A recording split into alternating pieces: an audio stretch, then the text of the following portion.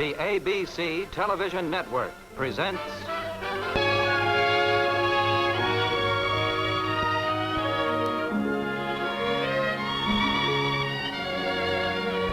Welcome to Hawaii. You don't need a passport or a visa to get to Honolulu. It's an American city and the happy meeting place of East and West. Stores display the latest mainland styles, while bazaars offer Oriental wares or Hawaiian specialties. On the street of the lei vendors, orchids, gardenias, and blossoms with exotic names are threaded by the thousands into garlands. They say it all with flowers in Hawaii for a song. And there's a song on every breeze. Under the banyan tree at the Hotel Moana on Waikiki, Hawaiian songs are broadcast to the mainland. Once a week, the Hula takes the spotlight on the program of Hawaii Calls.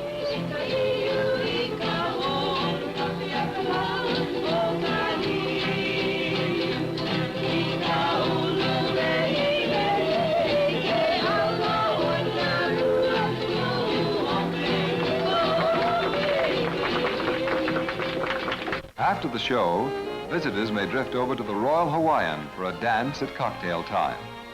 The sky is the roof, and Diamond Head the backdrop.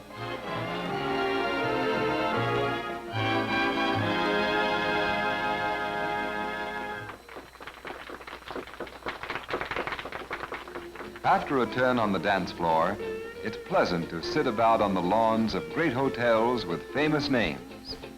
Haleakala, Palms, Moana. It's ruled over by mainland visitors. Hawaiians call them malahinis and make only one request. Malahini leave troubles on mainland fleets. But the islands of Hawaii have other attractions. How and where can they be found? Tourists get help and friendly answers to all their questions. Here you are in Honolulu on Oahu. You can get to each island in about an hour by the inter-island planes of the Hawaiian Airlines to Kauai, to Molokai, to Maui, or to the big island of Hawaii. To get to Haleakala, you fly to Maui. And you can get a car to meet you at the airport. Rent it by phone from here and drive right up. What about a place to stay? Well, the Haleakala Mountain Lodge is near the top in the national park itself. It's homelike and informal, and it provides horses for trips into the crater. Just as they promised at the airport, their new friends are taking Dick and Nancy over the top of an island into the crater of a dormant volcano, 10,000 feet above sea level, on a trail that winds gently down the crater wall to the floor, 2,500 feet below. This is the House of the Sun, Haleakala, 9 miles long and 3 miles wide, deep enough to hold the clouds that drift in through 2 great gaps. Someday, Nancy may forget the sound of strumming ukuleles, but you will remember the great silence that followed her into the crater, broken only by the sound of hoofs and creaking leather.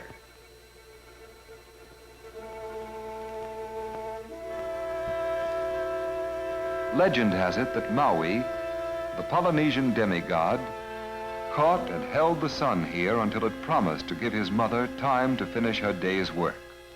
Hard to believe? Maybe. But who is to question the legends in Haleakala, where huge cinder cones are shrouded in a sea of clouds and nurture on their desolate slopes the rare, mysterious silversword. In a grassy area bypassed by lava flows, they stop for lunch while a park ranger explains that all the islands were built up thousands of years ago by eruptions which began in the ocean floor.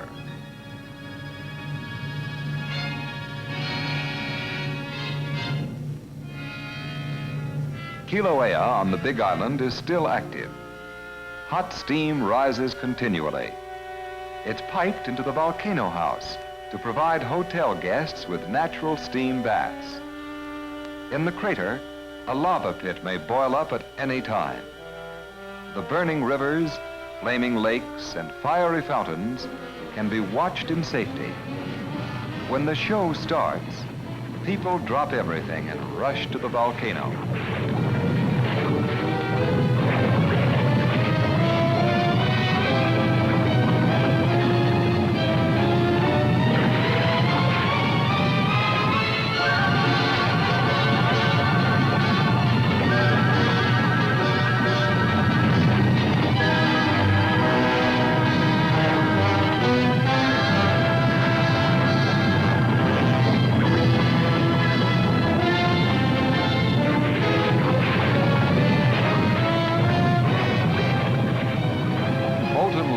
Spreads down the mountainside over old volcanic rock, long since eroded into the fertile soil of pastures, woods, and fields. Lava flows reach the sea and circle coves, out to the coral reefs. Hawaiians live between shore and mountain, where shelter, food, and clothing present few problems. The weather's never cold, the lauders never bare.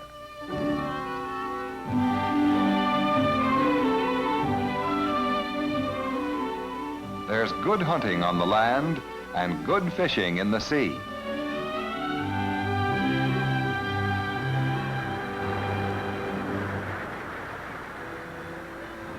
To these people, the sea is a bountiful provider.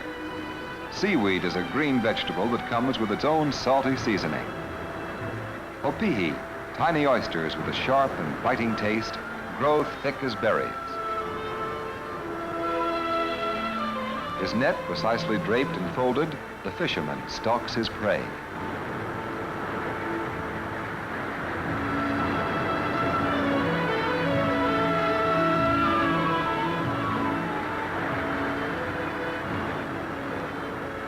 This one works underwater with a spear. In one bite, he kills the squid and does away with an accusing eye. Pig to be washed and salted with seawater. Coconut meat to be shredded for dessert. Taro to be gathered, the roots scraped and steamed, then pounded and thinned with water into poi, the Hawaiian staff of life. All these preparations are for a feast, a luau to which Dick and Nancy have been invited. Dick is picking up a new recipe for Nancy's notebook. Dig ground oven, place red-hot stones on pig, cover with leaves, and bake till done. Leaves are cut to make a table pad, and the ground serves for the table as well as for the cooking stove. Dick and Nancy have joined in to help prepare the food and set the table. It's sprinkled with flowers and decorated with a centerpiece of pineapples, mangoes, and papayas. Dinner is ready now, and over the fruits of the land and of the sea about to be enjoyed, a blessing is spoken.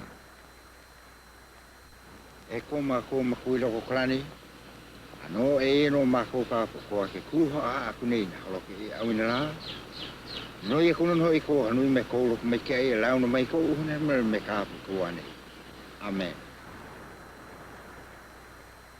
Then hands and fingers go to work. A quick twirl in the poi follows a mouthful of pig and trimmings served in leaves and coconut shells. Poi and chicken, poi and fish, salmon rubbed with onions and tomatoes called lomi lomi, poi and taro leaves in coconut milk called luau, also the name of this traditional feast.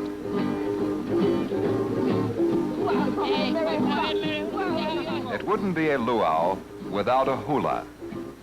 Hawaiians are cheerful people. They sing and dance what they feel like saying. These are the after-dinner speakers, and they have all kinds of stories to entertain their guests.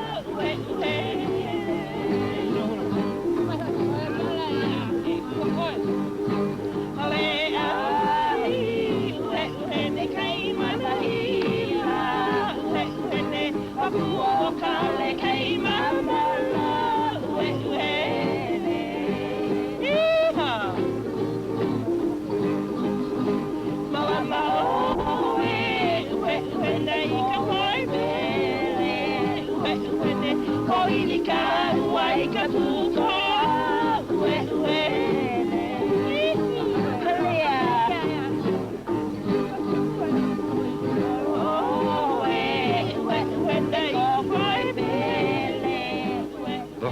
is an art of many moods.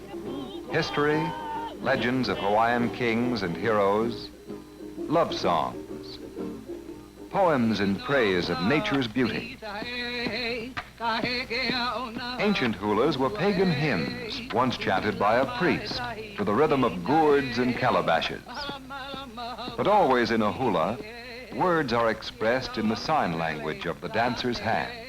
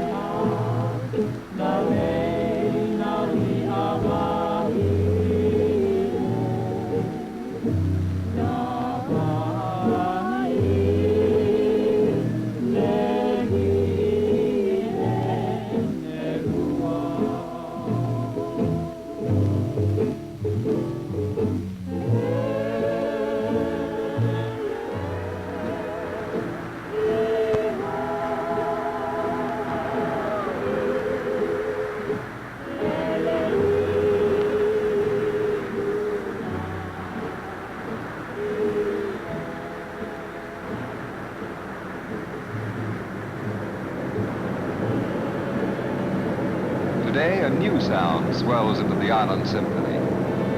Modern travelers get a comprehensive view from the inter-island plains of the Hawaiian Airlines.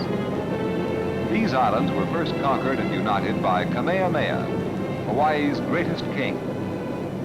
Today, they're outposts of the United States in the Pacific under territorial rule.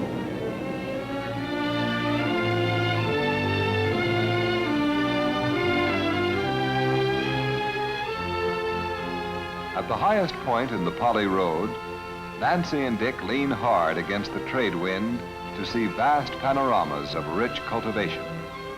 Great fields of sugarcane, Hawaii's largest industry, spread to the shoreline.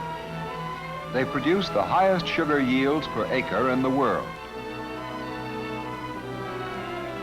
Crops are maturing in some fields, while others are planted and harvested. Fire running quickly along the ground clears rubbish from the stalks. Then field workers cut the cane and haul it to the mills for crushing and shipping to refineries on the mainland.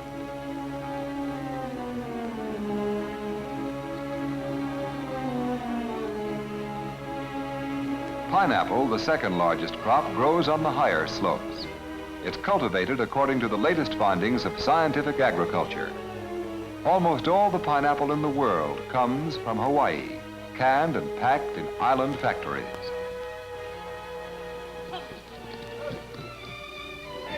On great ranches, Hawaiians ride horses as skillfully as they ride the ocean waves. They're called pañolos, after the Spaniards and Mexicans who brought cowpunching to the island. Dick and Nancy hadn't expected to watch a cattle branding and was surprised to learn that the second largest ranch in the United States is in Hawaii.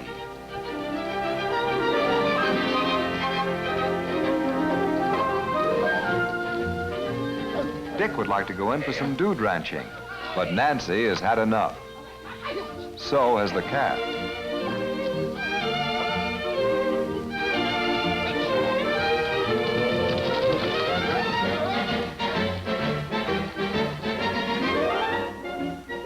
The entertainment of visitors is another major island industry. Nature provides the views, but islanders stage the events, which are sure to be taking place somewhere at any time. Like the Luau, a community fishing party with a huge net spread in a semicircle and pulled to shore.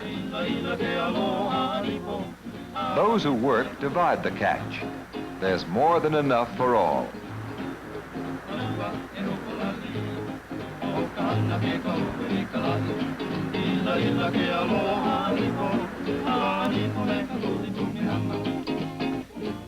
Driving about the islands, loafing on shaded lawns or in lanais, the open porches found in all Hawaiian dwellings,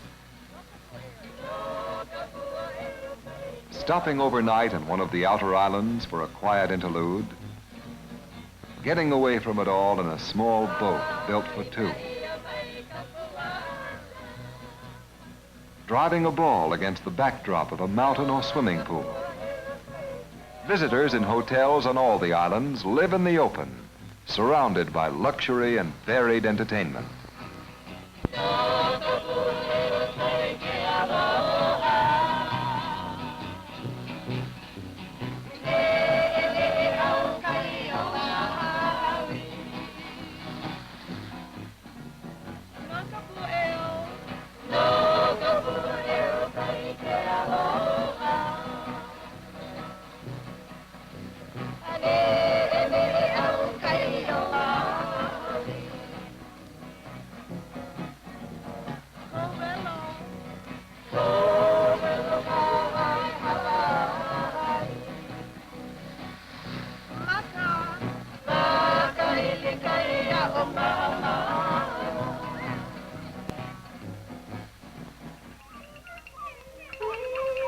There's entertainment in the tradition of different lands. The islands have attracted many people from the Orient. They've brought their religions and their languages, their customs, their special ways with food. Japanese, Chinese, Koreans, and Filipinos all add their own bright accent to the island color scheme. From Samoa comes savage colors, flashing, razor sharp.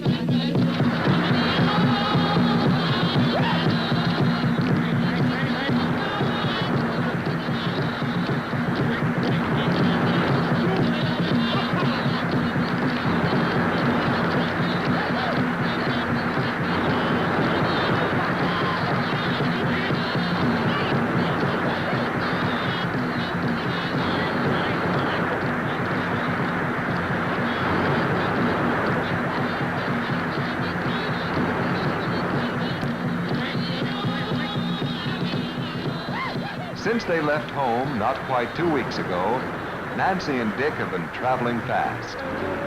From the time their flying clipper touched the runway, they have enjoyed the island's entertainment, hospitality, and stimulating sports. They've come to know a land that has risen from the sea to bask in year-round sunshine, a land of happy, carefree people. They've absorbed a bit of the traditions, the legends, the magic that is Hawaii.